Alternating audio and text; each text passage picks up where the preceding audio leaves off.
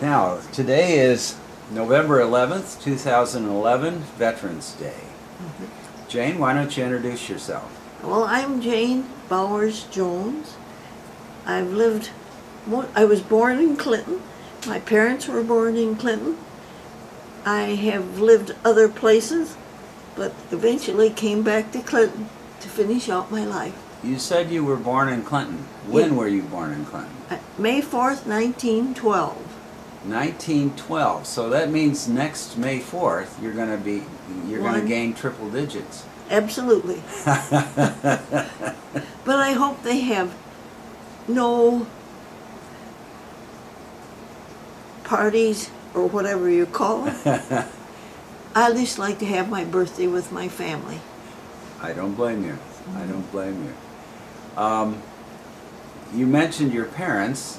Can you talk a little bit about your parents? Yeah. My father was Clyde Crawford Bowers, and he also was born in Clinton. His father was Henry Bowers, and his mother was Emma, and she died when he was 7 years old. He had a brother who was 5 and a sister who was 3 months. His father took the mother back to Ohio, to her home, to bury her. And he brought my father back, but left the 2 younger children in Ohio with the maternal grandmother. So my father was raised as an only child. Henry did not marry again until 20 or 25 years later, and he married Lyda Wilson from Dubuque, whose father was a judge, they tell me. That's all I know. Henry Bowers was an attorney. My mother was Sue Huffman.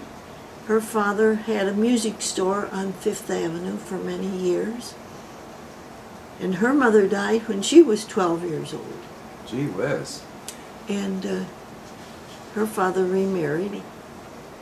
And she had 2 twin half-sisters and a half-brother. And she married my father March 10th, 1910. Is that right? Where did they get married? On 4th Avenue South.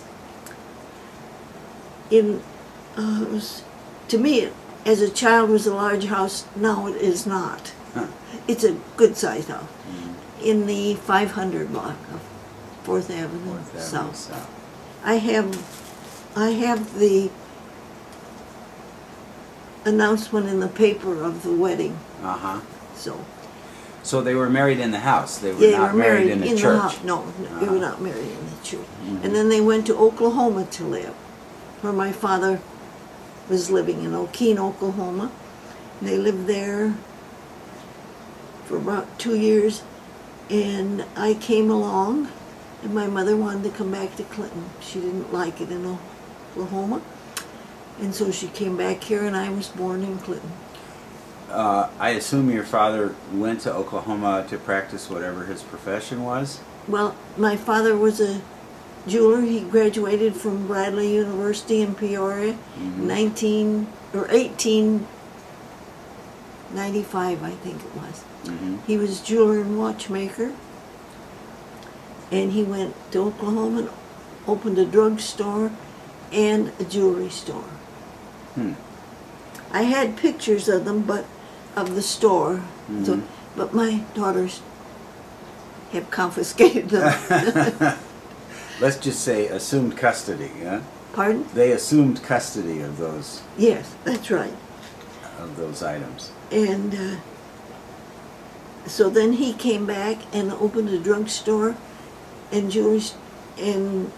jewelry store on the corner of, it was right across, on 2nd Street, right across from the courthouse and Iton Cracker Factory. Cracker Factory, the Snow White Cracker Factory? The Snow White Cracker Factory? Yeah. And he had that for some years, and then he got typhoid fever, and something happened to his eyes at that time, and he was never able to do watch work, but he could do clockwork and things like that. Mm-hmm. He had. So, Where? Tell me about life when you were growing up. Where did you grow up? In Clinton, I guess. But yeah, on 6th Avenue South. My grandfather had built a house there in the 600 block of 6th Avenue. And after he died in November of 1911, before I was born. mm-hmm. And his widow lived there. Then she passed away, and my father bought the house, the family home. And that's where I grew up, was on 6th Avenue. What house number do you remember? 618 6th Avenue South. 618 6th Avenue South. Mm. I don't know whether you want to go into this or not. The house had 14 rooms, and in the 20s, my folks decided they would make divided into apartments. Two apartments. We lived downstairs, and they'd rent the upper. And they borrowed $2,500 to complete work, because bathrooms and so forth had to be put in. Mm-hmm. And the house had to be raised because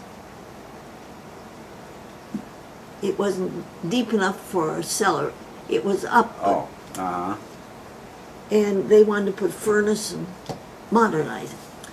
And they borrowed it through the City National Bank from a Mr. Townsend.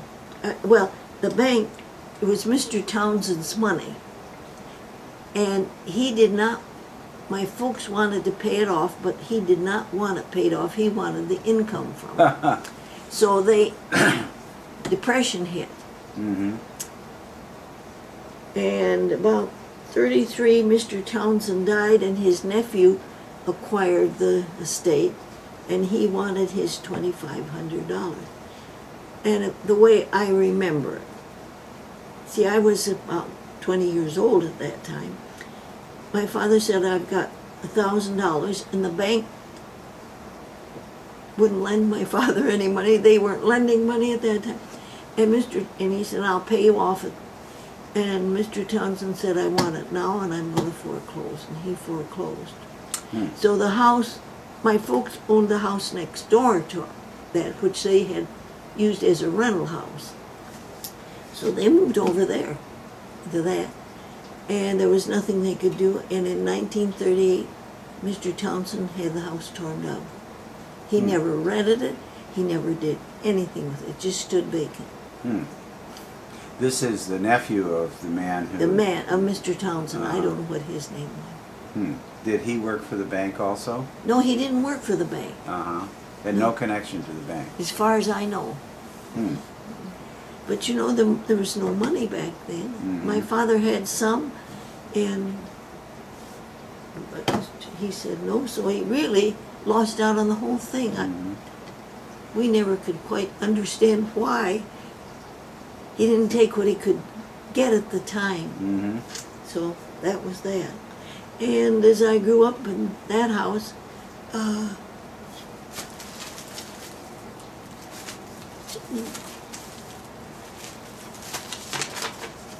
there's a picture. My daughter has the original of that. That's my grandfather sitting there. There's the clock behind him. It's right here. Let's see here. I have all these things. Oh, that clock looks a lot newer than what I would have thought. He built it. He built the clock? Yeah. He was, and my father made the working part. And my daughter painted it orange. Oh, so that's not the original color? No. No, she liked it that color, and I said, well, I don't care. 40 years ago. And but but this is the house.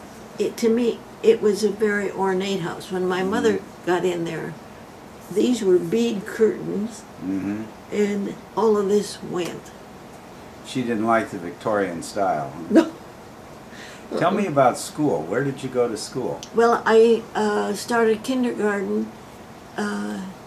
I think it was called the Grant School, but I'm not sure. and it's down where the City Hall is now. Okay. Between the Presbyterian Church was on the 6th Avenue corner, Right. the Methodist Church was on the other corner, and The school was in between. this was in between. And there was kindergarten through 7th grade. The whole junior high was upstairs on the 2nd and 3rd floor. And we went to kindergarten all day, and I went there through the 3rd grade. Then the new high school was built, and they needed more room for the junior high, so they moved the kindergarten through 6th grade over to the old high school. Now, I was thinking the other day, there was a school between the Baptist church on the corner and the Roosevelt School, and I can't remember the name of that. Was that the Brown School? I think it was Jefferson, wasn't it? No, Jefferson was over where Sacred Heart is now. Where Oh, the is that right? Catholic school is. Yeah. Okay. And I have a picture of it here. In junior high, I went from 4th grade through 6th grade at the old high school. Then we went over to the junior high, and there wasn't enough room then for everything. So we had to come across the park for math, or arithmetic and math, and home ec and shops. Can you imagine in the dead of winter walking across, a bunch of kids walking across the park and behaving and getting to class on time? Not today. Did they get to class on time in that day? Yeah. Yeah? We knew, but Miss Cummings was the principal, and we knew you got to cross the park, cut back again. Who else do you remember from the teaching staff at the school in those days? Miss Stribe had home ec, Isabel Stribe, and Mary East was math. Miss McCarthy, there were 2 Miss McCarthys, Mary McCarthy and another, I can't remember. She was the art teacher, and Mary McCarthy was the music teacher. Miss Woodruff, I think, taught science. I've kind of forgotten. How did that change when you moved over to Roosevelt? But those were the junior high teachers. I see. Well, we So were, by that time you'd moved over to Roosevelt. and then back again. When we were over in the City Hall, there were 2 grades to 1 room, 1st and 2nd grade, 3rd and 4th grade. When we went over to the high school in 4th grade, we were 1 in a room. And let's see, I can't think who was kindergarten teacher then. 1st grade was Miss Howes. 2nd grade, I can't remember. Oh, Frances Greenlee, I think. And 3rd grade, I can't remember. 4th grade was Miss Loeb. 5th grade was Thera Brown. Logue, is that L-O? G-U-E, and they lived up on 8th Avenue. And I used to be scared to death of her. Pretty severe, stern woman? She was real severe. Battle axe? Yeah, but as a teacher, she was an excellent teacher. Then Thera Brown, who was a sister to Mrs. Emmons, Dr. Emmons. And her father, they lived on 6th Avenue in the 500 block. And let's see. Miss Pedersen, P-E-D-D-E-R, was my 6th grade teacher. I'm kind of digging things up. Yeah, well, you mentioned a minute ago Sacred Heart Church. Your grandfather had a connection with building at least. Didn't Yes, in the early when he came here, I think he was born in 1839 in Baltimore, Maryland, and his father. Now I don't remember. Once I was told he was captain on a ship, and he was of German extraction, and he went. Anyway, he was lost at sea. The ship was lost at sea, and the mother brought 3 children to a relative. I don't know whether it was who it was, near DeWitt. After the father died, and so that's how he came to Clinton County. But it's in the. I used to have. I may have it yet. The census from that time. Now they mention a brother Joseph, but he must have died because I never heard of him. So he came to Clinton County, and from there he then he came to Clinton, and then at that time Clinton was very Catholic. I mean, they. You know that by the number of churches that were here. And they were, and they had excellent schools, but the public schools didn't amount to much. That's the way I understand. And he and Calvin George, I'll think of the others, some other, they were all lawyers. They decided that they were going to, and of course they had all the political. The Catholics had all the political jobs. Oh, did they? Yeah, that's the way I understand it. You mean they were elected to the city council? Yeah, that's right. They were the mayor? Because they were the majority people in town. That's the way it tends to work sometimes. And so these lawyers were Protestant, and they decided that they were going to set up a group and try and get some of these people out. And that's when what was it called? American Protective Association? Yeah. APA? Yeah, they did that. And that's what started that. That's the way I understand it. And they used the building where Sacred Heart Church is now located as their headquarters, right? I don't know. Supposedly, yeah. I don't know that part. So, and as my father used to say, his father was gone a lot, and all of his papers went to Des Moines, to the Historical Society. Although I inquired about them, and they said many of them had disappeared because people would borrow them. I've had students come and ask me, they were writing a thesis or something, and they had been borrowed and never returned. So they didn't have a very good system for checking out materials. Evidently not. But this was when I inquired about it, and they said there's still papers there. There's letters from Clemenceau and Clemenceau from France? Yeah. And different things. There were interesting papers. But my father was not interested.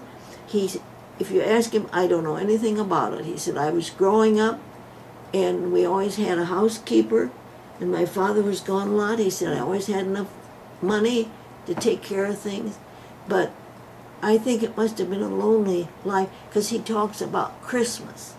And he said, he was always great with us to have a big Christmas, you know. He said, his dad would give him money and say, go buy what you want. Huh. Well, that's every kid's dream, right? Well, he said other people had, you know, Christmas dinner and all that. He had Christmas dinner, but he said it wasn't a special time. And he said at that time they went to church, and Christmas Eve, and he said a custom was that the parents would have gifts for their children after the service. He said he never had that. Huh. So he felt left out, huh? Yeah, sort of left out. Well, I mean, he just lived a sort of his brother and sister would come in the summertime, Mm-hmm. or he would go down in the summer. Shift the topic a little bit. Who were, when you were a child, who were the important people in town at the time? I can't. You know, what we would call the movers and shakers today. Well, of course there was Kelvin George, but then he jumped off the High Bridge. That I suppose I was 10 or 12 years old. So he committed suicide. Yeah. Do you know what was behind that? I have no idea. He had a family, because quite a good sized family. And his wife ended up in the Independence. So his wife had mental illness. After that, yes.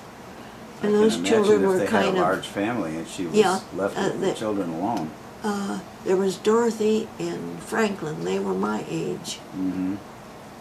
And Shepard. Mm-hmm. That's the other lawyers that I was thinking of. There were two of them. Mm-hmm. And I know the Shepards took the two younger children. The other children were pretty well grown. Mm-hmm. So, and they lived on 6th Avenue in a red brick house across from Roosevelt School. The house is still there. Uh-huh. Because there's the apartments there. At the corner. No. On the corner, Curtis's lived. Uh-huh. In that house. Which Curtis lived in the house at the time? George, I think. Eugene lived over on 5th Avenue. I think it was George. Because the Curtis Mansion on 5th Avenue, the George Curtis Mansion, Oh no, that was wasn't built George. in But I 1885. can't think. I don't know. But Curtis's lived there. And then Whitley's lived there. Uh-huh. After that, they bought it from them. Mm-hmm. Then going down on 6th Avenue, I don't know who lived on the corner, or the Carsonsons lived the next house. Then Rutz. From the insurance business? Yeah. Uh-huh. And John's mother and father. John, Uh-huh. his mother and father. Then my grandfather lived in the next house. Then Harris's, then Ellis's. Mm-hmm. Which Then Ellis? Frank? Yeah, Uh-huh. the one that moved up on 4th Street. Uh-huh. That's my dishwasher. It's making the noise. Let's see, then I can't remember the next one. And then Wilson's. You're still on 6th Avenue? I'm still in. And then I think Toll. Henry Toll lived on the corner. Henry Toll. Mm-hmm. Because I was it's right across from the park. Mm-hmm. Then I remember when Jane Ellis died. And they put her dollhouse up on a big thing, and it became a birdhouse over in the park. Mm-hmm. Then there's like well, it isn't there now, but there used to be the Ellis house, and then there was a little house in there between Harris's. Mm-hmm. And that was Jane's playhouse when she was growing up. Mm-hmm. Jane Ellis. Jane Ellis. The only child of Frank Ellis. And she had polio, and then she died, I think, of spinal meningitis Mm-hmm. in her teens. Mm-hmm. Mm. 'Cause I remember that. So Now that park was a very nice park at that time, right? absolutely, it was just a park. Uh-huh. And it had trees and Everything. walkways. And you came up, and then in the center was like a gazebo, wasn't it? a flower garden or something. Uh-huh. And then you went and straight across again. Mm-hmm. Tell me, when you were a child and growing up and later as you became an adult, this was before we had the feminine revolution. Mm-hmm. What's your view of the role of women in those days? Well, how women were treated and how they thought I of can their... tell how I was. Well, that's a good point of view. I wanted to be a lawyer. Like your grandfather. It was an impossibility. Uh-huh. So my choice was I could be a nurse, a teacher, a telephone operator, stenographer. Mm-hmm. And I chose teaching. Mm-hmm. And I went 1 year, after high school, I went 1 year at Brown's Business College because my grandfather thought women should not be educated. And my mother listened to her father a lot because they got married. And it was a waste of money. Men should be highly educated. Mm-hmm. So he said, well, to my mother and to my dad, why don't you send her to let her go? This was in 1930. Mm-hmm. So I went down to Brown Business College or Scoville's, I can't remember which. It was the same one, but two different names. Right. And for 1 year, and I said, that's it. I'm going to college. I don't want to go be a stenographer. And where did you go to college? Wartburg. It was there, or I could mhm. go to Mount St. Clair for 2 years. Mm-hmm. I don't know whether it was 2 years then or not. I know it was 1 year. So you went to Wartburg I went to when it Wartburg. was still here in Clinton. Mhm. Uh-huh. And I graduated from Wartburg. I went 4 years. Did Wartburg have any sports teams? Yeah, they had a football team. And what was their mascot? What were they called? I have no idea. Oh, you... Oh.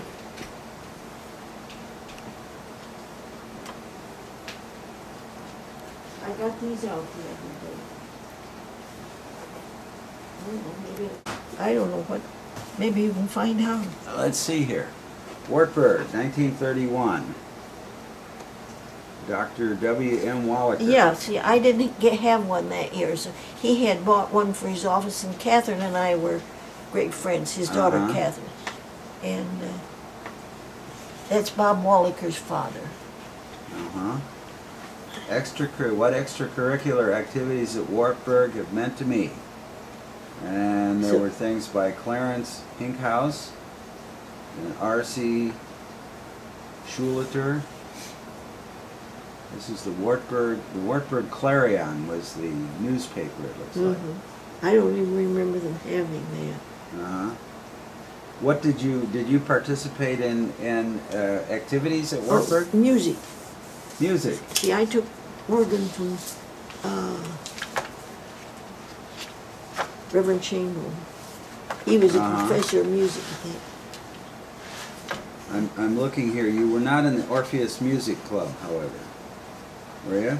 Not, see, 31. I should have been, yeah. This is 1931. And they had the Philomathean Literary Society. Yeah. Now here I am as a junior. Right? Isn't that my picture? Let's see here. I'll look at the Jane Bowers. Let's see here. I was a junior. Let's see. So this is Jane Bowers right here. And that was in 1931, is this? Or no, 34. 34. And this is Jane Bowers in 2011. Yeah. So a few years later. And it says you were in, it says you were in Orpheus, Uh-huh. Forum, Mixed Chorus, Apollo, Orchestra. You were the president of the orchestra group? Yeah. Uh-huh. Because I played violin. Oh, you played violin, and you played organ. Yeah. Uh-huh. And at that time, I went to Albany. They needed a band director. So I went over there, and I had the band. I go over there 2.5 days a week. I made the great sum of $10. But then, after you got your teaching degree, how many students went to Wartburg at that time? I can't remember. Uh-huh. I don't know. But Dr. Carey went there for a couple of years. Dr. Emmons went there. There's so many that I can think of that went there because they could live at home, you see, and it was too expensive to go to Iowa for those first, it was like a junior college. Uh-huh. But many of those men that went there were going to be Lutheran ministers. and went Uh-huh. on to the seminary up in Dubuque. Now, did you know Maxine Law? Oh yeah, very well. She was voted the most beautiful girl. Huh? Yeah, And did you know Mildred Johnson? yeah, She was voted the most popular girl. yeah. She's a good-looking girl too. Mhm. And were you involved in the pep club?